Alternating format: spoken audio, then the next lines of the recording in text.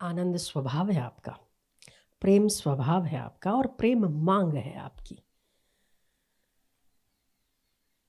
बस इतना सा ख्याल रहे कि कोई भी स्थिति आपको विचलित ना कर सके। जिस दिन ये हो जाएगा ना, उस दिन आनंद का झरना अविरत आपके भीतर है। कहीं और जाने की जरूरत नहीं, कुछ और करने की जरूरत नहीं, बस आप सोच लो वहां आनंद है।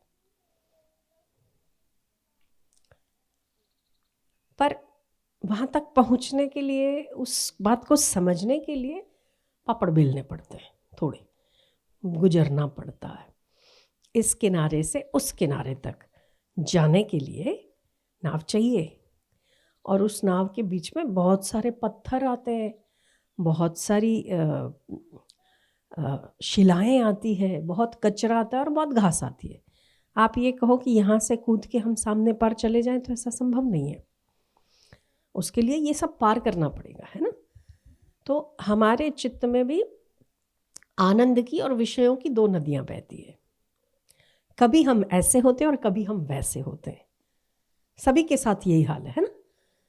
कभी तो हमें विचार आता है कि अरे बहुत भगवान में मन लग रहा है, आज सात्विक सात्विक मन हो रहा है, ऐसा लग रहा है किसी से बात ना करो, सत्संग सुनो, ऐसा लग रहा है भजन करो। और कभी तो इतना दुनिया का आकर्षण दिखेगा आपको कि आपको लगता है आप कभी भक्ति किया ही है कि नहीं किया, कि ओ मेरा ही मन है क्या। ये होता है कि नहीं होता ऐसा। तो भी निराश होने की जरूरत नहीं है, क्योंकि एक बार नाव में बैठने के बाद पत्थर, शिलाएं और घास तो नाविक अपने आप पार करा देता है। बैठे रहो, शर्त है बैठे रहो, शर्त है आते रहो, शर्त है द्वार पर बने रहो। बस व्यक्ति को अपने लक्ष्य की सिद्धि कब प्राप्त होती है? जब वो लक्ष्य तक, मंजिल तक पहुंचते पहुंचते किसी और रास्ते पर ना चला जाए, तब तक उसको मंजिल मिलने की संभावना बनी रहती है।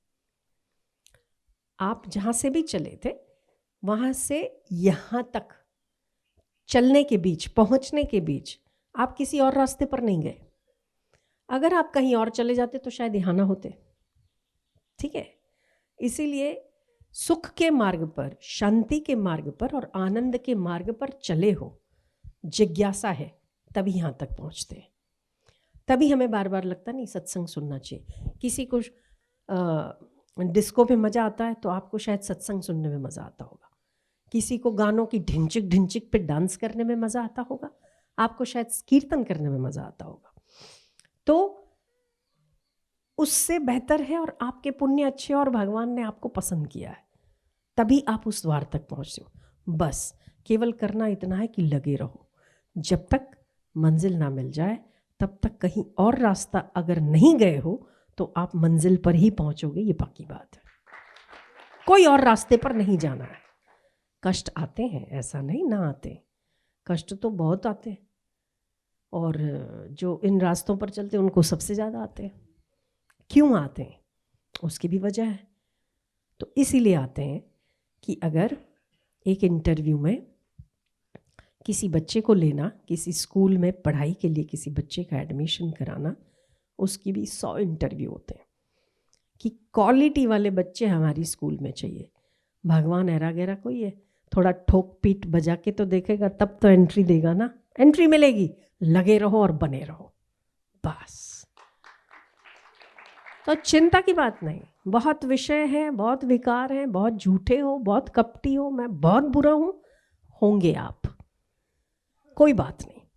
पर शायद आपकी बेईमानी से भगवान की ईमानदारी ज्यादा पकड़ मजबूत है। आपके झूठ से भगवान की सत्यता ज्यादा तीव्र है। आपके विषय विकारों से ईश्वर का प्रेम कहीं अधिक अधिक प्रभावी है। वो आपको अपने प्रभाव में लेके किस समय क्या घटना घटा देंगे, वो भगवान पर छोड़ दो। आप केवल बने रहो, बस इतना पुरुषार्थ आपका है, बने रहो। और नाम जप बार बार कहते हो, जिस भी इष्ट में, जिस भी भगवान में श्रद्धा है, उसका नाम चलते फिरते जपो। नाम ऐसा साबुन है, कि जन्मों की मैल को धो देता है।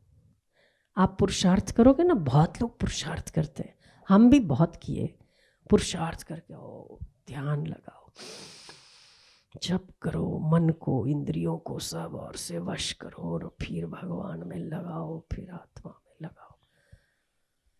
जीवन क्या है, आत्मा क्या है, परमात्मा क्या है। अरे खोपड़िया, व्यवहार की ही अकल नहीं पड़ रही है, क्या करना क्या नहीं करना इसकी समझ भी नहीं पड़ रही है, तो इतनी तीक्ष्ण बुद्धि हो ही कैसे सकती कि कोई आत्मा परमात्मा का विचार कर ले।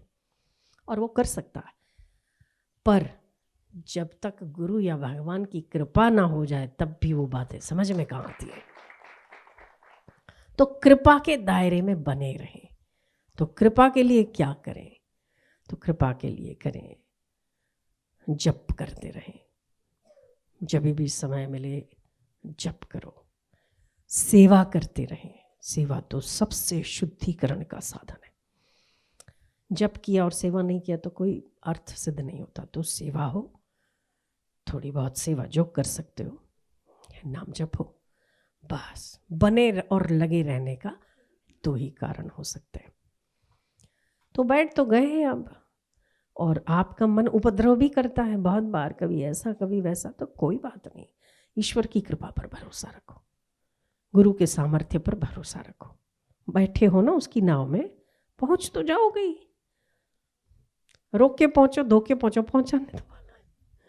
आप चाहे ना चाहो तभी भी पहुंचोगे सही। देखो, जितनी हमारे चित्त की विषय विकार और वासनाएं अधिक है, उतना हमारा चित्त शांत होने में थोड़ा अधिक वक्त लगाता है। उसमें न पाप न पुण्य, ऐसा कुछ भी नहीं, उसे पुण्य पाप के उससे मत तोलो। जितनी इच्छाएं, जितनी कामनाएं और जितनी आसक्ति हमारे चित्त में ज़्यादा है और ज़्यादा जुड़ी हुई है, जैसे एक कपड़े में जितना ज़्यादा दाग गहरा है उतना उसको घिसना ज़्यादा पड़ता है। तो वो हमारी ही की हुई कभी ना कभी की इच्छा, कल्पना, कामना और वासना ही है। पर अगर नाम जप होता है तो धीरे धीरे धुल जाती है। उसके लिए एक जन्म लेते, दूसरा लेते, तीसरा लेते, तब जाके वो धुलती है और तब जाके भक्ति प्राप्त होती है मनुष्य को। तो उसमें दोष किसी का नहीं, न पाप न पुण्य, किस्मत खराब है, नसीब खराब है, ना, किसी का भी नसीब खराब नहीं है। केवल हमारी कामनाएं जितनी नीचे है ना, उतना हम नीचे आ जाते हैं। जितनी इच्छाएं हमारी सात्विक है, उतना हम ऊपर चले जाते हैं। इसमें कोई और निर्णय नहीं लेता है, हम खुद लेते हैं। पर ये बात पक्की समझ लीजिएगा कि एक बार शेर के मुंह से शिकार वापस जा सकता है। शेर के मुंह में आया हुआ शिकार भी छटक के जा सकता है, पर सिद्ध महापुरुषों की नजरों में आया हुआ बंदा उद्धार ना हो, ये नहीं हो सकता। इसीलिए बने रहने की बात है कि बने रहो। ये पुरुषार्थ आपका है, आगे का काम, ठीक है ना। तो बने रहना हमारा पुरुषार्थ है, भाग जाना हमारी कमजोरी। तो भले भागते रहो, आप भी भागते हो ना, फिर थोड़ा इधर भागोगे, उधर भागोगे, उधर भागोगे, पर कहीं ना कहीं वो बीज डाला हुआ है, तो घूम फिर के क्या करते हो, आते हो, घूम फिर के वहीं अटकना है, घूम फिर के वहीं आ जाते हो। तो ये भी भगवान की कृपा समझो। अगर आप ज़्यादा भागोगे ना, अब आपके साथ क्या होगा हम बता रहे हैं, डरने की ज़रूरत नहीं है। आप अगर बहुत ज़्यादा भागोगे ना, तो वहाँ आपको कुछ ऐसा जरूर, जिसको कहते हैं ना छमकला, जरूर कुछ ऐसा होगा कि आपको ना बैक मारेगा और आपको लगेगा इधर तो कुछ मजा ही नहीं, और फिर आपको याद आएगा। ऐसा होता होगा आपके साथ भी। कोशिश तो आप भी करते होंगे बहुत भागने की, પણ ત્યાં છે ને કંઈ કેવું જરૂર થાય, તમને થાય સાલું મજા ના આવી એમ, પછી મજા ના આવી તો ક્યાં મજા યાદ આવે, मजा जहाँ से आया वहीं याद आएगा। तो ये भी परमात्मा की कृपा समझो कि जैसे अपने माता पिता अपने बच्चे को खुद से दूर नहीं करना चाहते, ऐसे ही परम पिता परमेश्वर भी आपको अपनी आंखों से ओझल होने देना नहीं चाहते, इसीलिए वो बार बार बुलाते हैं।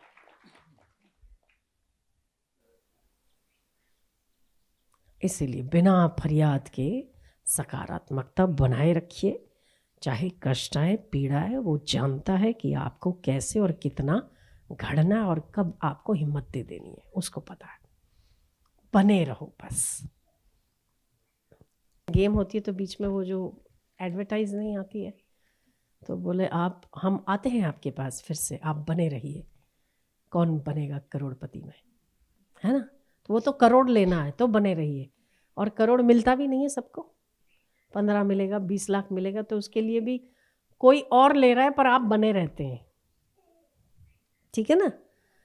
तो ये तो करोड़पति नहीं, विश्वपति को लेना है, जगतपति को लेना है। बने रहिए, बने रहिए। ऐसे ही थोड़ी मिल जाएगा ना। वो देखेगा कि भाई ये इतना टटोल रहा हूँ, इतना परेशान कर रहा हूँ, कभी कोई मुसीबत भेज रहा हूँ, कभी, पर ये लगा हुआ है, लगा हुआ है तो चल आजा भाई, लग जा गले, लगा हुआ है तो बने रहो बस, ठीक है? चाहे कुछ मुसीबत आए, आपके मन की नहीं हो रही कोई बात नहीं, आपके विरुद्ध हो रहा है कोई बात नहीं, आपके अगेंस्ट हो रहा है कोई बात नहीं, उसकी सामर्थ्य के आगे एक चुटकी में सब धूल मिट्टी हो जाएगा। उसकी सामर्थ्य बहुत विशाल है, भरोसा रखो और बने रहो।